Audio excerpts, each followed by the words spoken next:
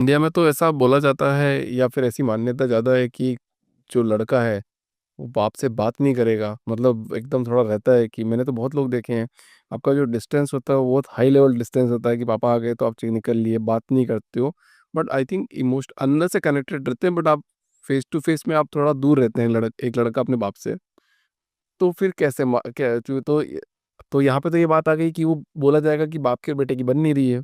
बाप बेटे की ज्यादातर नहीं बनती, क्योंकि वो दोनों एक एक लाइफ के मोड़ पे आके ना एक दूसरे के लिए अथॉरिटी क्लैश बन जाते हैं कि अब मुझे आपसे ज्यादा आता है, आप पुराने जमाने के हो, आपने हाँ पहले शायद किया होगा, लेकिन आपने जो किया ना वो भी गलत गलत गलत किया, अब मैं आके सब सुधारूंगा। जब कोई इस एटीट्यूड से आता है ना कि मैं अपने बाप को सिखा के जाऊंगा, उसको जिंदगी में फेलियर महसूस होना ही होना है।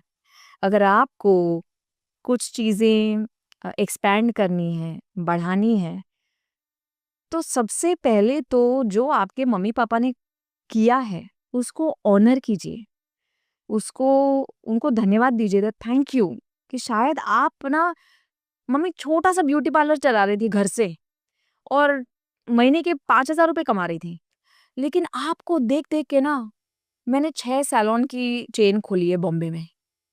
तो मैं आज जो महीने का 20 लाख रुपया कमा रही हूँ, वो आपके 6,000 रुपए से शुरू हुआ है। हम्म। और ये जो ऑनरिंग की बात कर रही हूँ मैं, it's very important, psychologically very important, कि जब एक लड़की शादी करके जाती है कहीं पे, तो सबसे पहले एक जजमेंट होती है कि इनके घर में ना मुझे ये अच्छा नहीं लगता, मुझे वो, मैं जाके ना मैं तो ये सब चेंज कर दूंगी, मैं इनके सारे सिस्टम्स चेंज कर दूंगी। अब एक लड़की एक बने बनाए सिस्टम में जा रही है, ठीक है। जब आप एक बने बनाए सिस्टम में जाते हो तो आपको बहुत धीरे से, प्यार से चीजों को मोल्ड करना होता है। अगर आप ऐसे ही घुस गए तो सिस्टम आपको इजेक्ट कर देगा, the system will throw you out. Okay, जैसे हमारे बॉडी में अपना बॉडी अपने सिस्टम के हिसाब से चलता है। अभी बाहर से कोई फॉरेन बॉडी आएगा या वायरस आएगा तो अपना शरीर क्या करेगा, उसको फाइट करेगा, उसको इजेक्ट करेगा। आई एम नॉट सेइंग कि जो बहू है वो वायरस है, that's not what I am saying, क्योंकि ट्रोल करने वाले लोग बहुत हैं।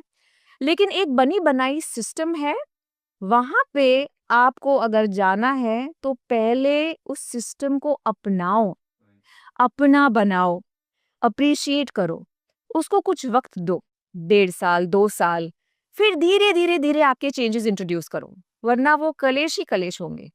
जब कभी ऐसे रिलेशनशिप्स होते हैं कि किसी का डिवोर्स हो चुका है या किसी की दूसरी शादी हो रही है, तो जो दूसरी वाइफ है उनको तुरंत इनसिक्योरिटी हो जाती है कि नहीं, आप अपनी पहली वाइफ से क्यों बात कर रहे हो, क्यों टच में हो, क्यों उसका फोन आया, क्या हुआ, I don't like her, I hate her, उसको ब्लॉक कर दो। अगर आपको आपकी सेकेंड वाइफ की पोजीशन में सिक्योरिटी चाहिए तो आपको जो उनकी पहली वाइफ थी उनको ऑनर करना पड़ेगा, दैट आई एक्सेप्ट कि मेरे पहले आप आई थी, किसी कारण सर अब यहाँ से निकल गई हैं, फर्स्ट वाइफ की पोजीशन हमेशा आपकी रहेगी। I am the second wife, I take your blessings to be the second wife and stay happy in my position. जो हमारे पहले आया, जब हम उनको ऑनर करें तो हमारी पोजीशन सेफ रहती है। This is pure energy. Madam बहुत इजी लैंग्वेज में बोल दिया ना आपने, इतना इजी होता तो दुनिया कहाँ होती आज। इजी नहीं है, इसलिए तो एक ही चीज को कितने सारे एक्सपर्ट्स दुनिया में अलग अलग भाषाओं में दोहरा रहे हैं। और मैं आपको ये भी नहीं कह रही हूँ कि मेरी बात को मान लो, मत मानो, मत मानो।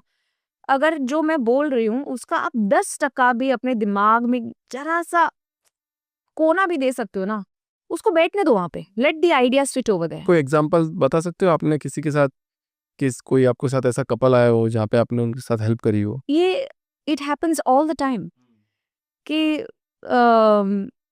The basic simple thing is, किसी को ओवरटेक करने की ट्राई मत करो भाई। किसी तुम्हारी जगह है, तुम तुम्हारी जगह पे रहो, और अगर तुमको किसी को ओवरटेक करना है तो पहले उनको ग्रैटिट्यूड दो, that I understand this was your position and thank you for being where you were, क्योंकि तुमसे इंस्पायर होके मैं आगे जा रही हूँ। तो मैं परमिशन ले रही हूँ एनर्जेटिकली तुमसे कि आप मुझे अब बढ़ने दीजिए आगे।